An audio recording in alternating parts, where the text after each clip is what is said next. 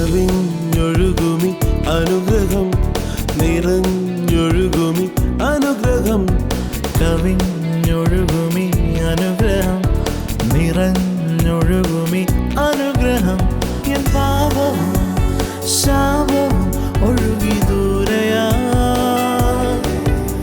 ഞാൻ സൗഖ്യമാ നീതിയാ ദൈവ പൈതലാ യേശുവിൻ സ്വന്തമായി തീർന്നു ഞാൻ എന്നെന്നും. കവിഞ്ഞൊഴുകുമി അനുഗ്രഹം നിറഞ്ഞൊഴുകുമി. കവിഞ്ഞൊഴുകുന്ന അനുഗ്രഹത്തിലേക്ക് വീണ്ടും സ്വാഗതം. നമ്മളുടെ പ്രയർ ടവർ നിങ്ങൾ എന്നെ കണ്ടുകൊണ്ടിരിക്കുമ്പോഴും നമ്മുടെ സഹോദരങ്ങൾ കോളുകൾ എടുത്തുകൊണ്ടിരിക്കുകയാണ്. ലോകരാജ്യങ്ങളിൽ നിന്ന് ഓരോ ദിവസവും ആയിരക്കണക്കിന് കോളുകൾ വന്നുകൊണ്ടിരിക്കുന്നു പ്രാർത്ഥനയ്ക്കായി, കൗൺസിലിങ്ങിനായി. മാത്രമല്ല ജീവിത പ്രതിസന്ധികളിൽ നിൽക്കുന്നവർ, ആത്മഹത്യയുടെ വക്കിൽ നിൽക്കുന്നവർ, ജീവിതത്തിലെ ചില സുപ്രധാന തീരുമാനങ്ങളിൽ എനിക്കൊന്ന് പ്രാർത്ഥിക്കണം എന്നൊക്കെ പറയാൻ അനേകരാണ് വിളിച്ചുകൊണ്ടിരിക്കുന്നത്. നമ്മുടെ നമ്പർ മറക്കരുത്, 0481305555 30 55 555. ഈ നമ്പറിൽ ഏത് സമയവും നമുക്ക് വിളിക്കാവുന്നതാണ്.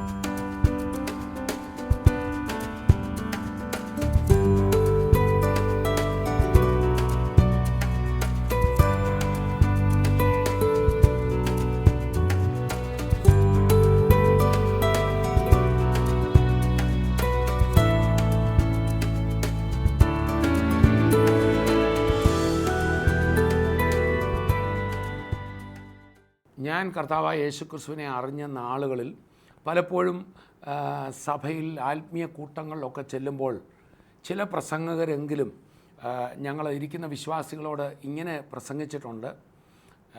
രക്ഷിക്കപ്പെട്ട ദൈവമക്കളോടാണ് പറയുന്നതെന്ന് ഓർക്കണം. ഇതിൽ എത്ര പേര് സ്വർഗത്തിൽ പോകുമെന്ന് കണ്ടറിയണം, വല്ലവിധേനയും അങ്ങോട്ട് പോകാനുള്ള വഴി നോക്കിക്കോണം. ഇങ്ങനെ പറയുമ്പോൾ സഭയ്ക്കകത്ത് വന്നു, കർത്താവിനെ സ്വീകരിച്ചു, രക്ഷയുടെ അനുഭവം പ്രാപിച്ചു, പരിശുദ്ധാത്മാവിൽ നിറഞ്ഞു. മാത്രമല്ല ദൈവ വഴിയിൽ വന്നപ്പോഴത്തേക്കിന് ഒത്തിരി ഭാഗത്തു നിന്ന് എതിർപ്പുകൾ, ഇഷ്ടമില്ലായ്മകളൊക്കെ സമ്പാദിച്ചു.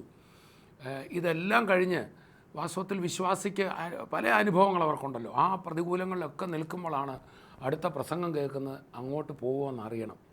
ചുരുക്കി പറഞ്ഞാൽ എവിടുന്നോ പുറപ്പെട്ടു, ചെല്ലേണ്ടിടത്തോട്ട് ചെല്ലുകയില്ല, ത്രിശങ്കു സ്വർഗത്തിൽ എന്നൊക്കെ പറയുന്ന പോലത്തെ സ്ഥിതിയിൽ വിശ്വാസി ഇരിക്കുന്ന ഒരു സ്ഥിതിയുണ്ട്. എന്നാൽ ഇന്ന് എല്ലാ തെറ്റിദ്ധാരണയും തിരുത്തപ്പെടണം. സഭ അഥവാ രക്ഷിക്കപ്പെട്ട കൂട്ടം അവർ ഇനി ഒരു സെലക്ഷൻ സെൻറ്ററിലല്ല, മറിച്ച് കർത്താവ് ഏത് സ്വർഗത്തിന് വേണ്ടി സെലക്ട് ചെയ്തോ ആ സ്വർഗത്തിലെ സ്റ്റാൻഡേർഡിലേക്ക് നമ്മളെ ട്രെയിൻ ചെയ്യുന്ന സെൻറ്ററാണ്. സോ സഭ ഒരു സെലക്ഷൻ സെൻറ്റർ അല്ല, ട്രെയിനിങ് സെൻറ്ററാണ്.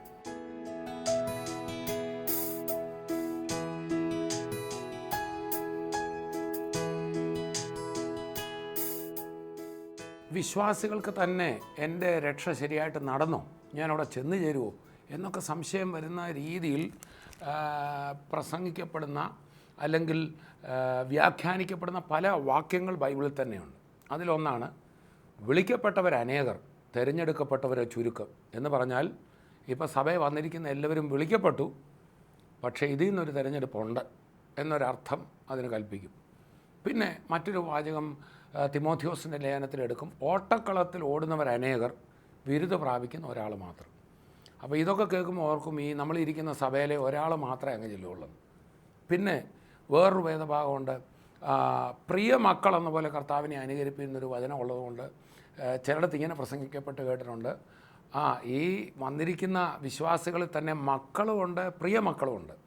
ചുരുക്കി പറഞ്ഞാൽ ഒരു വലിയ പ്രതിസന്ധിയിലാണ് ഈ വിശ്വാസികൾ. ചിലർ ഓർക്കും, അയ്യോ ഞാനൊന്നും പ്രിയമകനല്ലായിരിക്കും, ഇന്നോരും ഒക്കെ ആയിരിക്കും പ്രിയമകൻ എന്നൊരു ചിന്താഗതി വിശ്വാസികളിൽ വരിക. 1-ാം നൂറ്റാണ്ട് മുതൽ തന്നെ രക്ഷയെ, ക്രിസ്തുവിൽ വിശ്വസിച്ച ഒരു വ്യക്തിയുടെ രക്ഷയെ സംശയിപ്പിക്കുന്ന ഒത്തിരി കാര്യങ്ങൾ, ദുരുപദേശങ്ങൾ സഭയ്ക്കകത്തുണ്ടായിട്ടുണ്ട്. അതുകൊണ്ടാണ് അപ്പോസ്തല പ്രവൃത്തികൾ 15-ാം അധ്യായത്തിലെ ഒരു വേദഭാഗം പ്രത്യേകം ശ്രദ്ധിക്കുക. അപ്പോൾ അപ്പോസ്തല പ്രവൃത്തികൾ 15 തുടങ്ങുന്നത് തന്നെ ഇങ്ങനെയാണ്. അപ്പോസ്തല പ്രവൃത്തികൾ 15-ന്റെ 1 ശ്രദ്ധിക്കുക. യഹൂദ്യയിൽ നിന്ന് ചിലർ വന്നു, നിങ്ങൾ മോശ കൽപ്പിച്ച ആചാരം അനുസരിച്ച് പരിച്ഛേദന ഏൽക്കാഞ്ഞാൽ രക്ഷ പ്രാപിപ്പാൻ കഴിയുകയില്ല എന്ന് സഹോദരന്മാരെ ഉപദേശിച്ചു. യഹൂദന്മാർ പരിച്ഛേദന കർമ്മം ചെയ്യപ്പെട്ടവരാണ്. അവർ അഗ്രചർമ്മം പുരുഷപ്രജയുടെ ആൺകുട്ടികളുണ്ടാകുമ്പോൾ 8-ാം നാളിൽ അവരുടെ അഗ്രചർമ്മം വിച്ഛേദിക്കും. അങ്ങനെയാണ് ഒരാൾ വാസ്തവത്തിൽ യഹൂദനായിത്തീരുന്നത്. കർത്താവായ യേശു ക്രിസ്തുവും ഒരു യഹൂദനായിട്ടാണ് പറഞ്ഞത്. ശിഷ്യന്മാർ യഹൂദരായിരുന്നു. അങ്ങനെ യേശു ക്രിസ്തുവിൽ വിശ്വസിച്ച ആദ്യ കൂട്ടം മുഴുവൻ, ആദ്യ സഭയിലെ എല്ലാവരും യഹൂദരായിരുന്നു, പരിച്ഛേദനയേറ്റവരായിരുന്നു. അങ്ങനെ ആ പരിച്ഛേദനയേറ്റ യഹൂദരാണ് ആദ്യ ക്രിസ്ത്യാനികൾ. തുടർന്ന് ഈ സുവിശേഷം വിജാതിയരുടെ ഇടയിലേക്ക് പോയപ്പോൾ അവിടെ പരിച്ഛേദന കർമ്മം ഇല്ല. അവർ പരിച്ഛേദനയേറ്റവരല്ല, അവരെ അഗ്രചർമ്മികളെന്ന് യഹൂദർ വിളിച്ചുകൊണ്ടിരുന്നു. അങ്ങനെ ഈ സുവിശേഷം അഗ്രചർമ്മികൾക്കും ഉള്ളതാണ്, അന്യജാതികൾക്കും ഉള്ളതാണ് എന്ന് തിരിച്ചറിഞ്ഞ അപ്പോസ്തലന്മാർ, പത്രോസ് മുതലായവർ, അങ്ങനെയുള്ളവരുടെ ഇടയിൽ കൊർന്നല്യോസ് മുതലായവരുടെ നാടുകളിൽ പോയി, കൈസരിയിൽ പോയി, അതുപോലെ ശമരിയിൽ പോയി, അവിടെയൊക്കെ പോയി യേശുക്രിസ്തുവിൻ്റെ സുവിശേഷം പറഞ്ഞു. കാരണം അവർക്ക് തിരുവചനത്തിൽ നിന്ന് വ്യക്തമായി സകല ജാതികൾക്കുള്ളതാണ് രക്ഷ. യേശുവും അങ്ങനെയാണല്ലോ പറഞ്ഞത്, നിങ്ങൾ ഭൂലോകത്തിലൊക്കെ പോയി സകല ജനതകളോട് ഈ സുവിശേഷം പറയണം. യഹൂദന് മാത്രമുള്ളതാണ് രക്ഷ, സത്യദൈവം യഹൂദൻ്റെ മാത്രമാണ്, യഹോവയാം ദൈവം യഹൂദൻ്റെ മാത്രമാണ് എന്നൊരു ചിന്താഗതി നിൽക്കുമ്പോൾ അവരെ സംബന്ധിച്ച് വളരെ ബുദ്ധിമുട്ടാണ്. അന്യർ കൂടെ ഉള്ളതാ ഇതെന്ന് അവർക്ക് വിശ്വസിക്കാൻ. എന്നാൽ യേശു അത് പറഞ്ഞെങ്കിൽ പോലും അവർക്കത് ഗ്രഹിക്കാൻ കഴിഞ്ഞില്ല.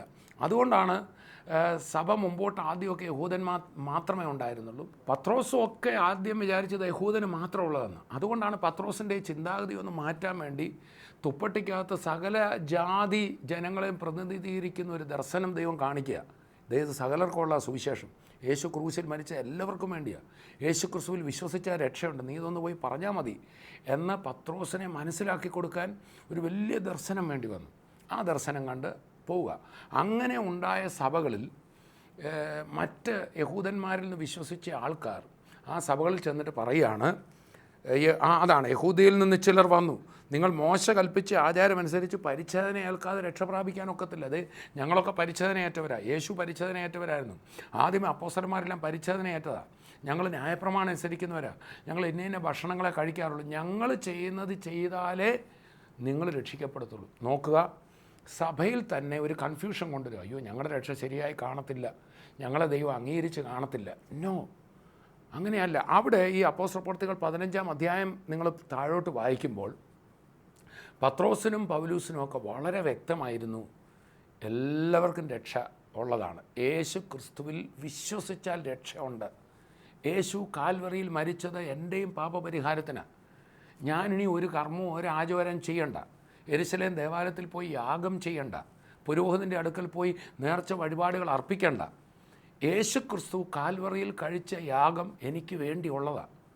അതൊരു വ്യക്തി വിശ്വസിച്ച് അംഗീകരിക്കുമ്പോൾ അവൻ്റെ പാപം പരിഹരിക്കപ്പെട്ടു. ഇത് അപ്പോസ്തലന്മാർക്ക് വ്യക്തമായി. അങ്ങനെ യേശു എൻ്റെ കർത്താവാണെന്ന് വിശ്വസിച്ചവരുടെ കൂട്ടമാ സഭ. അതിൽ യഹൂദന്മാരുമാകാം, യഹൂദേതരരുമാകാം. ഈ രണ്ട് കൂട്ടത്തിൽ നിന്നും വിളിച്ച് വേർതിരിക്കപ്പെട്ട മൂന്നാമത്തെ ഗ്രൂപ്പ് സഭ. സഭയെന്ന് പറയുന്നത് ഒരു പ്രത്യേക മതമല്ല. പുതിയ നിയമസഭയെന്ന് പറയുന്ന പ്രത്യേക ഒരു ജാതിയല്ല, മതമല്ല. അത് സകല ജനതകൾക്കും വേണ്ടി യേശുക്രിസ്തുവിൽ വിശ്വസിച്ച ആ ഒരു കൂട്ടത്തെ ആ സഭയെന്ന് പറഞ്ഞു. ആ സഭയിൽ ഇനി ജനത്തെ രണ്ടായി തിരിക്കാൻ പറ്റില്ല. They are one. ഒരേ ക്രിസ്തു അവരിൽ വ്യാപരിക്കുന്നു. അപ്പോൾ സഭയിൽ അന്ന് നടന്ന പോലെ തന്നെ ഇന്നും അറിയാതെ ഒരു ചിന്താഗതി കിടക്കുകയാണ്. യേശുവിനെ സ്വീകരിച്ച വ്യക്തികൾ, സ്നാനപ്പെട്ട വ്യക്തികൾ, പരിശുദ്ധാത്മാവിൽ നിറഞ്ഞ വ്യക്തികൾ, എന്നെ ദൈവം അംഗീകരിച്ച് കാണുമോ? പ്രസംഗങ്ങളും കൂടെ വരികയാണ്. വിളിക്കപ്പെട്ടവർ അനേകരാ, പക്ഷേ തിരഞ്ഞെടുക്കപ്പെട്ടവർ ചുരുക്കമാണെന്ന് പറയുമ്പോൾ ഞാൻ തിരഞ്ഞെടുക്കപ്പെട്ടിട്ടുണ്ടോ എന്നൊരു വലിയ സംശയത്തിൽ നിൽക്കുന്നതായിട്ട് കാണാം. ഒരിക്കലൊരു വലിയ മീറ്റിങ്ങിൽ സംബന്ധിക്കുമ്പോൾ അവിടെ പ്രസംഗിക്കുന്ന ആൾ ഇങ്ങനെ വിളിച്ചു പറഞ്ഞു, എഫേസ്യ ലേഖനം പറയുന്നു, കറ ചുളുക്കം ഒന്നുമില്ലാത്ത ഒരു മണവാട്ടിക്കായിട്ടാണ് യേശു വരാൻ പോകുന്നത്. ആ ഒരു കറയാകട്ടെ ഒരു ചുളുക്കമാകട്ടെ ഇല്ലാതെ നിങ്ങളൊക്കെ ആയിക്കണം, അല്ലെ അങ്ങോട്ട് കയറാൻ പോകുന്നില്ല. വാസ്തവത്തിൽ അവിടെ ഇരുന്ന ജനങ്ങളെല്ലാം വലിയൊരു കൺഫ്യൂഷനിലാകുന്ന പോലെ, എൻ്റെ പൊന്നെ, എൻ്റെ ജീവിതത്തിൽ പല കുറവുകളുണ്ടല്ലോ, വീഴ്ചകളുണ്ടല്ലോ, അങ്ങനെ ഒരു സ്പോട്ടും ഇല്ലാത്ത, ഒരു ബ്ലെമിഷില്ലാത്ത ഒരു വ്യക്തിയായിട്ട് ഞാൻ തീർന്നിട്ടില്ലല്ലോ, അപ്പോൾ കർത്താവ് എന്നെ കൊണ്ടുപോവുകയല്ലേ എന്നൊരു വലിയ സംശയം വരുന്നൊരു സ്ഥിതി ഉണ്ടായി. അവിടെ അദ്ദേഹം എടുത്ത വചനം ഇതാണ്. എഫേസ്യ ലേഖനം 5-ാം അധ്യായത്തിൽ നിന്ന് ഞാൻ ആ ഭാഗം ഒന്ന് വായിക്കാം. എഫേസ്യ ലേഖനം 5-ാം അധ്യായത്തിൻ്റെ 25-ാമത്തെ വാക്യം ശ്രദ്ധിക്കണം. ഭാര്യ ഭർത്താക്കന്മാരോട് പറയുമ്പോൾ പൗലോസ് പറയാം, ഭർത്താക്കന്മാരെ ക്രിസ്തുവും സഭയെ സ്നേഹിച്ചതുപോലെ നിങ്ങളുടെ ഭാര്യമാരെ സ്നേഹിപ്പിൻ. അവൻ അവളെ വചനത്തോടു കൂടിയ ജലസ്നാനത്താൽ വെടിപ്പാക്കി വിശുദ്ധീകരിക്കേണ്ടതിനും കറ, ചുളുക്കം മുതലായതൊന്നുമില്ലാതെ സഭയെ ശുദ്ധയും നിഷ്കളങ്കയുമായി തനിക്ക് തന്നെ തേജസ്സോടെ മുൻനിർത്തേണ്ടതിനും തന്നെത്താൻ അവൾക്ക് വേണ്ടി ഏൽപ്പിച്ചു കൊടുത്തു. ഈ വേദഭാഗം അദ്ദേഹം പറഞ്ഞിട്ട് പറയാണ്, അദ്ദേഹം നോക്ക്, കർത്താവ് വരുമ്പോൾ കറയും ചുളുക്കോ ഒന്നും ഇല്ലാതെ നിൽക്കുന്ന ഒരു സഭ കാണും, അതിനെ മാത്രമേ കൊണ്ടുപോകത്തുള്ളൂ. അപ്പോൾ ഞാനിരുന്ന കൂട്ടത്തിലെ വിശ്വാസികൾ മൊത്തോർത്തിട്ട് നമ്മുടെ സഭ ഇതിനകത്ത് പെടുവോ? ഇതേതോ ഒരു പ്രത്യേക സഭയാണെന്ന് പോലും ചിന്തിക്കുന്നവരുണ്ട്. ആ പേരിട്ട സഭയായിരിക്കും. ഇന്നാൾ ഒരാളെന്നോട് ഇങ്ങനെ പറഞ്ഞു, ഞങ്ങളുടെ സഭയാണ് നിർമ്മല കന്യക എന്ന് പറഞ്ഞു. അപ്പം ഞാനൊക്കെ നിർമ്മല കന്യക പെട്ടതല്ല എന്നൊരു ചെറിയ വ്യംഗ്യം പോലെ അദ്ദേഹത്തിൻ്റെ പറച്ചിൽ തോന്നി. പ്രിയപ്പെട്ടവരെ, എന്താ ഇവിടെ പറയുന്നത് ഒന്ന് ശ്രദ്ധിച്ചു നോക്കിയേ. ഇത് വാസ്തവത്തിൽ ഒരു ഭർത്താവിനോടും ഭാര്യയോടും പറയുന്ന, ഭാര്യ ഭർത്താവിന് കീഴ്പ്പെടണം എന്ന് പറഞ്ഞിട്ട് ഭർത്താവിനോട് പറയുക, ഭർത്താവേ, നീ ഭാര്യയെ സ്നേഹിക്കുമ്പോൾ ക്രിസ്തു സഭയെ സ്നേഹിച്ച പോലെ വേണം സ്നേഹിക്കാൻ. അതെങ്ങനെ? ക്രിസ്തു സഭയെ സ്നേഹിച്ചത് അവൻ അവളെ വചനത്തോടു കൂടിയ ജലസ്നാനത്താൽ വെടിപ്പാക്കി. നിങ്ങളെല്ലാവരും നല്ല കറയും ചുളുക്കമില്ല നിന്നോണമെന്നല്ല, അവൻ അവളെ വെടിപ്പാക്കിയെന്ന്. നീ നിന്നാൽ അവൻ സ്നേഹിക്കുമെന്നല്ല, അവൻ അവളെ വെടിപ്പാക്കി. ശ്രദ്ധിക്കണേ, അവൾ തന്നെത്താൻ വെടിപ്പായി ബെസ്റ്റ് പെർഫോം ചെയ്ത് നിന്നെന്നല്ല, അവൻ അവളെ വചനമാകുന്ന വെള്ളം കൊണ്ട്, ഇവിടെ ജലസ്നാനം എന്ന് ഉദ്ദേശിച്ചിരിക്കുന്ന ആക്ച്വലി സ്നാനപ്പെടുന്ന വാട്ടർ ബാപ്റ്റിസം അല്ല, മലയാളത്തിലെ അന്നത്തെ പരിഭാഷയിൽ അവിടെ എഴുതിയിരിക്കുന്ന washing of the word of God എന്ന്, വചനമാകുന്ന വെള്ളം കൊണ്ട് അവളെ കഴുകുന്ന എന്ന് പറഞ്ഞാൽ അത് തന്നെയല്ലേ വാസ്തവത്തിൽ യോഹന്നാൻ പറയുന്നത്, പ്രിയപ്പെട്ടവരെ, ഞാൻ നിങ്ങളാരും പാപം ചെയ്യാതിരിക്കേണ്ടതിനായി ലേഖനം എഴുതുന്നു. യോഹന്നാൻ്റെ ലേഖനത്തിൽ നമ്മൾ വായിക്കുന്നുണ്ട്, ഒന്ന് വായിച്ച് കേൾപ്പിക്കാം, എന്നിട്ട് ഞാൻ മടങ്ങി വരാം. യോഹന്നാൻ്റെ 1-ാം ലേഖനം 2-ാം അധ്യായത്തിൻ്റെ ആദ്യ വാക്യത്തിലാണ് നമ്മളത് വായിക്കുന്നത്. ശ്രദ്ധിക്കുക. എൻ്റെ കുഞ്ഞുങ്ങളെ, നിങ്ങൾ പാപം ചെയ്യാതിരിപ്പാൻ ഞാനിത് നിങ്ങൾക്ക് എഴുതുന്നു. ഒരുത്തൻ പാപം ചെയ്തുവെങ്കിലോ നീതിമാനായ യേശുക്രിസ്തു എന്ന കാര്യസ്ഥൻ നമുക്ക് പിതാവിൻ്റെ അടുക്കൽ ഉണ്ട്. അവൻ നമ്മുടെ പാപങ്ങൾക്ക് പ്രായശ്ചിത്തമാകുന്നു. നമ്മുടെ ഇതിന് മാത്രമല്ല, ലോകത്തിൻ്റെ ഇതിനുമാകുന്നു. സഭയോടാണ് പറയുന്നു, വിശ്വാസികളോടാണ് പറയുന്നു. പാപം ചെയ്യാതിരിക്കാനാണ് ദൈവത്തിൻ്റെ പദ്ധതി, അതാണ് നമ്മുടെ സ്റ്റാൻഡേർഡ്. പക്ഷേ ജഡത്തിലെ ബലഹീന നിമിത്തം ഒരു ബലഹീനത വന്നാൽ അതെ, നിശ്ചയമായിട്ടും അതിൻ്റെ അർത്ഥം വിശ്വാസികൾക്ക് കറയും ചുളുക്കവും ഒക്കെ ഉണ്ട്. പക്ഷെ കർത്താവിൻ്റെ പദ്ധതി കറയും ചുളുക്കവും ഇല്ലാതെ നിങ്ങൾ നിൽക്കാനല്ല പറയുന്നത്, താൻ നിർത്താമെന്നാണ്. അതാണ് യൂദായുടെ ലേഖനത്തിലെ ഒരു വാക്യമുണ്ട്, വീഴാതെ വണ്ണം തൻ്റെ മഹിമാസന്നദ്ധിയിൽ ആനന്ദത്തോടെ കളങ്കമില്ലാത്തവരായി അവൻ നിർത്തും. യൂദായുടെ ലേഖനം അവസാനിക്കുന്ന അങ്ങനെ.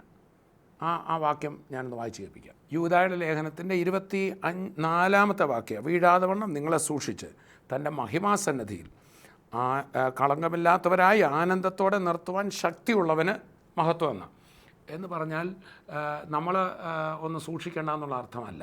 യോഹന്നാൻ്റെ ലേഖനം തന്നെ പറയുന്നുണ്ട്, ദൈവത്തിൽ നിന്ന് ജനിച്ചവൻ തന്നെത്താൻ സൂക്ഷിക്കുന്നു, ദുഷ്ടൻ അവനെ തൊടുന്നുമില്ല. ചുരുക്കി പറഞ്ഞാൽ ദൈവം സൂക്ഷിക്കുന്നവൻ തന്നെത്താൻ സൂക്ഷിക്കും. എനിക്കതിനകത്ത് ഒരു ആക്റ്റീവ് പാർട്ട് ഇല്ലെന്നല്ല അതിൻ്റെ അർത്ഥം. ഞാൻ എത്ര നോക്കിയാലും എനിക്ക് സൂക്ഷിക്കാനൊക്കത്തില്ല. വാസ്തവത്തിൽ ഇവിടെ നമ്മൾ നോക്കുമ്പോൾ നമുക്ക് ഭൂമിയിലും ഒരു കാര്യസ്ഥനുണ്ട്, സ്വർഗത്തിലും ഒരു കാര്യസ്ഥനുണ്ട്. ഈ കാര്യസ്ഥൻ എന്നുള്ള വാക്ക് തന്നെ ബലഹീനർക്ക് വേണ്ടിയുള്ളതാണ്. ഞാൻ നിങ്ങളെ അനാഥരായി വിടത്തില്ല, നിങ്ങളെ സകല സത്യത്തിലും വഴി നടത്താൻ ഒരു കാര്യസ്ഥൻ പരിശുദ്ധാത്മാവിനെ തന്നിട്ടേ പോകത്തുള്ളൂ എന്ന് യേശു പറഞ്ഞു. അതാ ഭൂമിയിലുള്ള കാര്യസ്ഥൻ യേശു. ഇവിടെ പറയുക, നമ്മൾ യോഹന്നാൻ്റെ ലേഖനം 2-ാം അധ്യായത്തിൽ പറഞ്ഞത്, പാപം ചെയ്തുവെങ്കിലോ യേശുക്രിസ്തു എന്നൊരു നീതിമാനായ കാര്യസ്ഥൻ, ഹെൽപ്പർ, ഭൂമിയിലൊരു ഹെൽപ്പർ, സ്വർഗത്തിലൊരു ഹെൽപ്പർ. അവിടുത്തെ ഹെൽപ്പർ എന്തുവാ ചെയ്യുന്നത്? പിതാവിനോട് പറയുക, എൻ്റെ മകൻ്റെ ബലഹീനത കൊണ്ട് സംഭവിച്ചു, എൻ്റെ ജഡത്തിലെ ബലഹീനത കൊണ്ടാണ്, അവനോട് പൊറുക്കണം, അവന് ശക്തി കൊടുക്കണം. നോക്കൂ, നമ്മുടെ രക്ഷ എത്ര, രക്ഷിക്കപ്പെട്ട നമ്മളെ എത്ര ഒരു എന്താ പറയുന്നത്, സേഫ്റ്റിയിലാണ്, സെക്യൂരിറ്റിയിലാണ് കർത്താവ് നിർത്തിയിരിക്കുന്നത്. നമ്മൾ വീഴുമോ എന്ന് ഭാരപ്പെടാതെ കർത്താവിലൊന്ന് ആശ്രയിച്ച്, ഞാനോ ലോക അവസാനത്തോളം എല്ലാ നാളും നിങ്ങളുടെ കൂടെയുണ്ട്. അത് തന്നെയാണ് വാസ്തവത്തിൽ ഭർത്താവ് ഭാര്യയെ സ്നേഹിക്കേണ്ടത് എങ്ങനെയാണെന്ന് നമ്മളിപ്പോൾ എഫേസ് ലേഖനത്തിൽ വായിച്ചത്. ക്രിസ്തു സഭയെ സ്നേഹിച്ചതുപോലെ. അത് നമുക്കൊന്നുകൂടെ നോക്കാം, മടങ്ങി വരാം എഫേസ് ലേഖനത്തിലേക്ക്. സഭയാകുന്ന കാന്തയെ, യേശുവാകുന്ന കാന്തൻ അവിടെ എന്താ ചെയ്യുന്നതാണ്? അവൻ അവളെ, അഥവാ ക്രിസ്തു സഭയെ, എന്നെ നിങ്ങളെ, അവളെ വചനത്തോടു കൂടിയ ജലസ്നാനത്താൽ, മുമ്പേ നമ്മൾ കേട്ടല്ലോ പരിശുദ്ധാത്മാവെന്ന കാര്യസ്ഥൻ നമ്മളിവിടെ സഹായിക്കണം. ഒപ്പം തന്നെ നമുക്ക് മറ്റൊന്നുകൂടെ തന്നോട് വചനമാകുന്ന വെള്ളം. പരിശുദ്ധാത്മാവ് നമ്മളെ സകല സത്യത്തിൽ ഇതാ സത്യം ഇതാ സത്യം എന്ന് പറഞ്ഞ് വഴി നടത്തുക മാത്രമല്ല, നമുക്കിത് മറ്റൊരു കാര്യം കൂടെ തന്നിരിക്കുക. അതിനാണ് നമ്മൾ സഭയിൽ പോകുന്നത്, അതിനാണ് നമ്മൾ വചനം വായിക്കുന്നത്. മാത്രമല്ല നമ്മുടെ ഉള്ളത്തോട് ദൈവം തൻ്റെ വചനത്തിൽ കൂടെ, വചനം ക്രിസ്തു തന്നെയാണ് ഇടപെട്ടുകൊണ്ടിരിക്കുക. അതെ അത് വേണ്ട, അത് ചെയ്യണ്ട, അവിടെ നോക്കരുത്, നീ അങ്ങനെ ചിന്തിക്കരുതായിരുന്നു, ആ കയ്പ് വെച്ചോണ്ടിരിക്കരുത്. ഇങ്ങനെ ഒത്തിരി വചനമാകുന്ന വെള്ളം കൊണ്ട് നമ്മളുടെ മനസ്സിനെ, നമ്മളുടെ ദേഹിയെ കർത്താവ് ശുദ്ധീകരിച്ചുകൊണ്ടിരിക്കുക. വാസ്തവത്തിൽ നമ്മുടെ ആത്മാവ് പരിപൂർണമാണ്. ആത്മാവിൻ്റെ വിശുദ്ധീകരണം നടന്നു കഴിഞ്ഞു, ആത്മാവിൻ്റെ വീണ്ടെടുപ്പ് നടന്നു കഴിഞ്ഞു. യേശുക്രിസ്തുവിനെ വിശ്വസിക്കുന്ന നിമിഷം തന്നെ നമ്മളുടെ ആത്മാവ് രക്ഷിക്കപ്പെട്ടു, വീണ്ടെടുക്കപ്പെട്ടു. അതിനി ഒരു രക്ഷയുടെ ആവശ്യമില്ല. പക്ഷേ എൻ്റെ ദേഹിമണ്ഡലത്തിൽ, എൻ്റെ ജഡത്തിൽ, ഞാൻ വളർന്നു വന്ന സാഹചര്യത്തിൽ നിന്ന്, എൻ്റെ ചിന്താഗതികളിൽ നിന്ന് ഇപ്പോഴും എനിക്ക് അസൂയ, ഇപ്പോഴും എനിക്ക് പിണക്കം, ഇതൊക്കെ വരുന്നുണ്ട്. അതുകൊണ്ടല്ലേ പത്രോസ് തൻ്റെ ലേഖനത്തിൽ 1 പത്രോസ് 2-ാം അധ്യായത്തിൻ്റെ ആദ്യ ഭാഗങ്ങൾ വായിക്കുമ്പോൾ അസൂയൊക്കെ വിടാനാണ് പറയുന്നത്. സഭയോടാണ് പറയുന്നത്, ലോകക്കാരോടല്ല. സഭയ്ക്കകത്ത് അസൂയ ഉണ്ടോ? എൻ്റെ ഒരു ചോദ്യമാണ്. നമുക്കൊന്ന് നോക്കാം പത്രോസ് എന്താ പറയുന്നതെന്ന്. 1 പത്രോസ് 2-ാം അധ്യായം ആദ്യ വാക്യങ്ങൾ ശ്രദ്ധിക്കുക. ആകയാൽ സകല ദുഷ്ടതയും എല്ലാ ചതിവും വ്യാജഭാവവും അസൂയയും എല്ലാ നുണയും നീക്കിക്കളഞ്ഞ് ഇപ്പോൾ ജനിച്ച ശിശുക്കളെപ്പോലെ രക്ഷയ്ക്കായി വളരുവാൻ വചനമെന്ന മായമില്ലാത്ത പാൽ കുടിപ്പാൻ വാഞ്ചിപ്പിൻ. രക്ഷിക്കപ്പെട്ടവരോടായി പറയുന്നു, ലോകത്തിലുള്ളവരോടല്ല. എന്തൊക്കെയാ? ദുഷ്ടത വിടാൻ. വിശ്വാസിക്ക് ദുഷ്ടതയോ? ഞാൻ പലപ്പോഴും ഈ വേദഭാഗം പ്രസംഗിക്കുമ്പോൾ നമ്മുടെ കൂട്ടങ്ങളിലൊക്കെ സഭകളിലൊക്കെ ചെല്ലുമ്പോൾ ചോദിക്കാറുണ്ട്, ഈ സഭായോഗത്തിന് വന്നിരിക്കുന്നവരിൽ അസൂയയില്ലാത്തൊരു ഒക്കെ ഒന്ന് കൈപൊക്കുകയും, ദൈവമക്കൾക്ക് അസൂയ പറ്റുമോ, ഇവിടെ ഏതെങ്കിലും വിശ്വാസിക്ക് അസൂയ ഉണ്ടോ എന്ന് ചോദിക്കും. ഉടനെ എല്ലാവരും കൈപൊക്കും, എനിക്കൊരു അസൂയയുമില്ല. ഉടനെ ഞാൻ അവരോട് പറയും, ഇപ്പം നിങ്ങൾ അസൂയ ഇല്ലെന്ന് പറഞ്ഞ് കൈപൊക്കി, ഇനിയിപ്പം ഞാൻ തെളിയിക്കാൻ പോകും നിങ്ങൾക്ക് അസൂയയുണ്ട്, മാത്രമല്ല നുണയും കൂടെ പറയുമെന്ന് ഇപ്പോൾ തെളിയിക്കാൻ പോകാമെന്ന് പറഞ്ഞിട്ട് അവരോട് ഇങ്ങനെ പറയും. അതായത് നമ്മുടെ ഇപ്പം മൻമോഹൻ സിംഗ് ഇന്ത്യയുടെ പ്രധാനമന്ത്രി ആയതിൽ ആർക്കും അസൂയയില്ല. പക്ഷേ എൻ്റെ ഏറ്റവും അടുത്ത ആൾ, ഇപ്പോൾ തങ്കു ബ്രദറും ഞങ്ങളും ഒന്നിച്ചായി ശുശ്രൂഷ ചെയ്യുന്നു. ആ തങ്കു ബ്രദർ നാളെ പ്രധാനമന്ത്രി ആകുമ്പം തോമസ് കുട്ടി ബ്രദറിൻ്റെ അകത്തൊരു ഏതാണ്ട് പോലെ, എന്നാലും ഞങ്ങൾ ഒന്നിച്ച് നടന്നില്ലേ, അദ്ദേഹം ആണ്ട് പ്രധാനമന്ത്രിയായെന്ന് പറയുമ്പോൾ ഒരു ഏതാണ്ട് പോലെ തോന്നാറുണ്ടോ? അല്ലെ നമ്മുടെ ഏറ്റവും അടുത്തയാൾ നമ്മളെക്കായിൽ ഉയരുമ്പോൾ, നമ്മളുടെ സഹോദരന്, നമ്മുടെ കൂട്ടുകാരന്, നമ്മുടെ കൂടെ പഠിച്ച ആൾക്ക്, അപ്പോൾ ജഡത്തിൽ വരാവുന്ന ഒന്നാണ് അസൂയ. അതെ, എല്ലാ മനുഷ്യർക്കും, സഭയിലുള്ള വിശ്വാസികൾക്കടക്കം വരാവുന്ന ഒന്നാണ് അസൂയ. അപ്പോൾ അങ്ങനെയൊക്കെ വരാറുണ്ടോയെന്ന് ചോദിക്കുമ്പം കൈ പൊക്കിയവരൊക്കെ പതുക്കെ കൈ താത്തിടുന്ന കാണാം. അപ്പോൾ ഞാൻ പറയാം, കണ്ടോ ഇപ്പം നുണയും കൂടെ പറഞ്ഞില്ലേ, അസൂയ ഇല്ലെന്ന് പറഞ്ഞപ്പം നുണയും കൂടെ പറഞ്ഞു. അപ്പോൾ അതാണ് പറഞ്ഞ് സകല എല്ലാ ചതിവും, സകല ദുഷ്ടതയും ചതിവും വ്യാജഭാവവും അസൂയയും നുണയും നീക്കിക്കളഞ്ഞു. നുണയൊക്കെ ഉണ്ട്. അപ്പോൾ ഒരു കൺഫ്യൂഷൻ്റെ ആവശ്യമില്ല. കർത്താവായ യേശു ക്രിസ്തുവിൽ വിശ്വസിച്ച ഒരു വ്യക്തിയെ ഈ വചനങ്ങൾ, ഇപ്പോൾ പത്രോസ് വചനമാകുന്ന വെള്ളം കൊണ്ട് ആ ലേഖനം വായിക്കുന്നവരെ ശുദ്ധീകരിക്കുക. പത്രോസല്ല, യേശുവ പത്രോസിൽ കൂടെ ചെയ്യുന്നത്. ഞാനിന്ന് ഈ വചനം പറയുമ്പോൾ എൻ്റെ വചനമൊന്നും എനിക്ക് പറയാനുള്ള, ഇതും ക്രിസ്തു സഭയെ വിശുദ്ധീകരിക്കുക. ഇന്ന് ഈ TV പ്രോഗ്രാം കേട്ടുകൊണ്ടിരിക്കുന്ന ഓരോ വ്യക്തികൾക്കും വചനമാകുന്ന വെള്ളം കൊണ്ട് തൻ്റെ മക്കളെ കഴുകുക. എന്തിനാ? കഴുകി കഴുകി കഴുകി എന്താ ഇവിടെ ചെയ്യുന്നത്? അതാണ് എഫേസ് ലേഖനം 5-ാം അധ്യായത്തിൻ്റെ 26 മുതൽ വായിക്കുമ്പോൾ പിന്നെയും അവൻ അവളെ വചനമാകുന്ന വെള്ളം കൊണ്ടെന്നാണ് അതിൻ്റെ അർത്ഥമേ, വചനമാകുന്ന വെള്ളത്താൽ വെടിപ്പാക്കി വിശുദ്ധീകരിക്കേണ്ടതിനും കറ ചുളുക്കം മുതലായത് ഒന്നുമില്ലാതെ സഭയെ ശുദ്ധയും നിഷ്കളങ്കയുമായി തനിക്ക് തന്നെ തേജസ്സോടെ മുൻനിർത്തേണ്ടതിനും തന്നെത്താൻ അവൾക്ക് വേണ്ടി ഏൽപ്പിച്ചു കൊടുത്തു. സഭ വേണേ നിന്നോണം എന്നല്ല, തന്നെത്താൻ അങ്ങ് ഏൽപ്പിച്ചിരിക്കുക. കർത്താവിനൊന്നും ഒരു പ്രോഗ്രാമേ ഉള്ളൂ. അതെന്താണെന്നറിയോ? തൻ്റെ പരിശുദ്ധാത്മാവിനെ നൽകി പിതാവിൻ്റെ വലത്തുഭാഗത്തിരുന്ന് നമ്മളെ ഒന്ന് ക്ലിയറാക്കി നിർത്താൻ.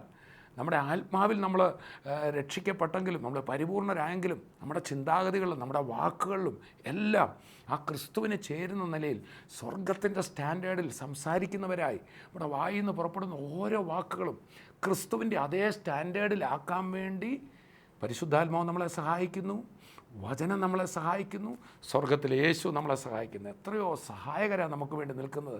To make us perfect in Christ. അതാണ് അവളെ നിർത്തേണ്ടതിന് തന്നെത്താൻ അവൾക്ക് വേണ്ടി ഏൽപ്പിച്ചു കൊടുത്തു എന്ന് പറഞ്ഞാൽ, ചുരുക്കി പറഞ്ഞാൽ ഇതിൻ്റെ ഒരു അർത്ഥം പറഞ്ഞാൽ, പൗലൂസ് തന്നെ 2 കൊരിന്ത്യർ 11 പറയുന്നത്, ക്രിസ്തു എന്ന ഏകപുരുഷന് നമ്മളെ വിവാഹം നിശ്ചയം ചെയ്തിരിക്കുക, ഇനി വിവാഹ ദിവസത്തേക്ക് ഒരുക്കി നിർത്തുക.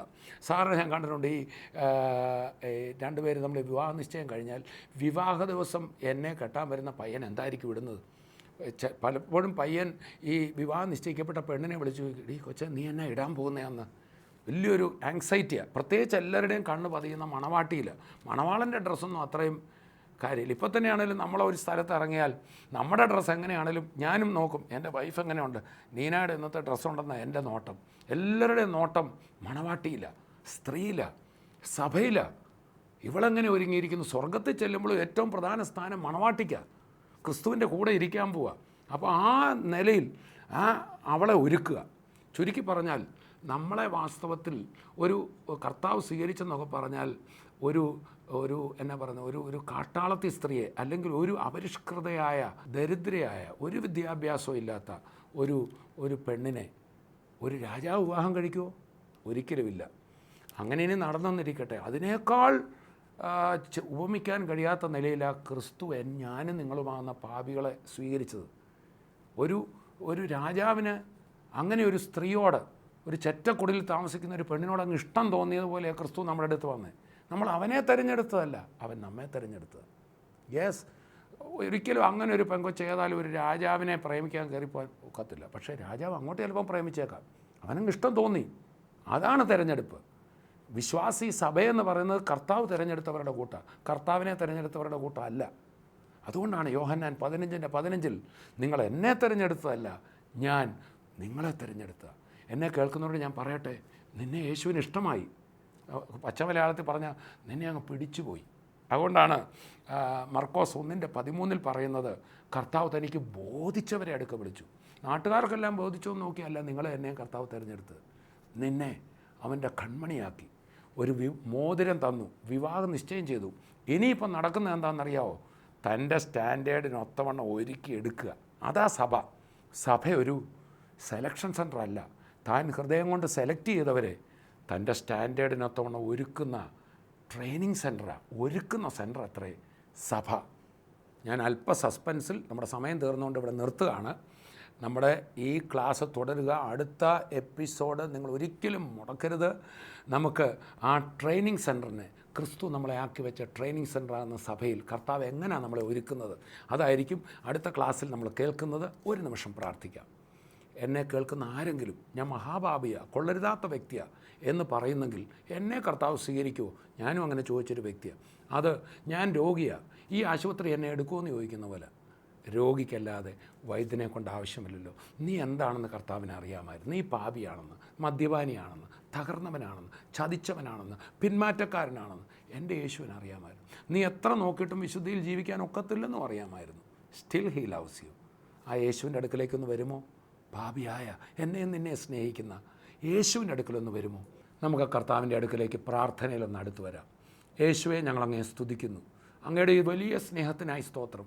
ഒരു യോഗ്യതയുമില്ലാത്ത ഞങ്ങളെ അവിടുത്തെ മണവാട്ടിയാക്കാൻ തിരിഹിതമായല്ലോ. ഒരു രാജാവ് ഏറ്റവും അപരിഷ്കൃതയായ ഒരു പെൺകുട്ടിയെ കണ്ടെത്തുന്നതിനേക്കാൾ അതിനോട് പോലും ഉപമിക്കാൻ മേലാത്ത നിലയിൽ പാപികളായ അങ്ങയുടെ മുഖത്തേക്ക് നോക്കാൻ പോലും ഒരു യോഗ്യതയുമില്ലാത്ത ഞങ്ങളെ തേടി അവിടുന്ന് വന്നല്ലോ. ഇന്നെന്നെ കേൾക്കുന്ന ഈ ഓരോ മക്കളെയും കർത്താവ് സ്നേഹിക്കുന്നല്ലോ. ആ സ്നേഹം ഇപ്പോൾ അവർ രുചിച്ചറിയട്ടെ. കർത്താവെ, വിട്ടുപോരാൻ കഴിയാത്ത പാപ സ്വഭാവങ്ങളുള്ളവരുണ്ട്, മദ്യപാനത്തിലായവരുണ്ട്, ഒത്തിരി വേണ്ടാത്ത രഹസ്യ സ്വഭാവങ്ങളിൽ തകർന്നവരെന്നെ കേൾക്കുന്നുണ്ട്. യേശുവിൻ്റെ സ്നേഹം ഇന്ന് അവരെ തൊടുന്നതിനായി സ്തോത്രം. അവർ പുതിയ സൃഷ്ടികളാകട്ടെ. ഞങ്ങൾക്ക് അങ്ങയെ പ്രസാദിപ്പിക്കാൻ ഒക്കത്തില്ല യേശുവേ. ഞങ്ങൾക്ക് ഒരിക്കലും അങ്ങയുടെ മുമ്പിൽ പെർഫോം ചെയ്ത് ഞങ്ങൾക്ക് മാർക്ക് നേടാൻ ഒക്കത്തില്ല. പക്ഷേ അങ്ങ് ഞങ്ങളെ ഇങ്ങോട്ട് സ്നേഹിച്ചു വന്നാണല്ലോ. ഈ ഓരോ വ്യക്തികളും അനുഗ്രഹീതരാകട്ടെ യേശു ക്രിസ്തുവിൻ്റെ നാമത്തിൽ. ആ രോഗബന്ധനങ്ങൾ അഴിയട്ടെ, പാപക്കെട്ടുകൾ പൊട്ടട്ടെ, പുതിയ വ്യക്തികളായി തീരട്ടെ. ആ വലിയ പ്രയാസമേറിയ കാര്യത്തിന് വിടുതലാകട്ടെ. അനുഗ്രഹിക്കുന്നു യേശുവിൻ നാമത്തിൽ തന്നെ. ആമേൻ, ആമേൻ. പ്രിയപ്പെട്ടവരെ, പാപം ക്ഷമിക്കാൻ നമ്മളുടെ യോഗ്യതയോ പെർഫോമൻസോ നോക്കുന്നില്ലെങ്കിൽ ആ രോഗം സൗഖ്യമാക്കാൻ അതിലും ചെറിയ കാര്യമാണ്. ആ കടബാധ്യത പിടിപ്പിക്കാൻ അതിലും ചെറിയ കാര്യമാണ്. അതിന് കർത്താവ് യോഗ്യത നോക്കിയല്ല, അങ്ങോട്ടൊന്ന് ആശ്രയിച്ചാൽ മതി, വിശ്വസിച്ചാൽ മതി. നിങ്ങളുടെ ഏത് വിഷയത്തിലും യേശുവിൽ വിടുതലുണ്ട്. കർത്താവ് നമ്മെ അനുഗ്രഹിക്കട്ടെ. അടുത്ത എപ്പിസോഡിൽ ഈ ക്ലാസ്സിൻ്റെ അടുത്ത ഭാഗത്തിൽ നമുക്ക് ഒന്നിച്ചുകൂടാം. അതുവരെയും കർത്താവ് തൻ്റെ കൃപയിൽ നമ്മെ സൂക്ഷിക്കട്ടെ. I bless you in Jesus name. ആമേൻ. प्रेम का सागर है तू, चांदी का राजकुमार है तू, चरणों में आकर हाथ उठाकर करते हैं तेरे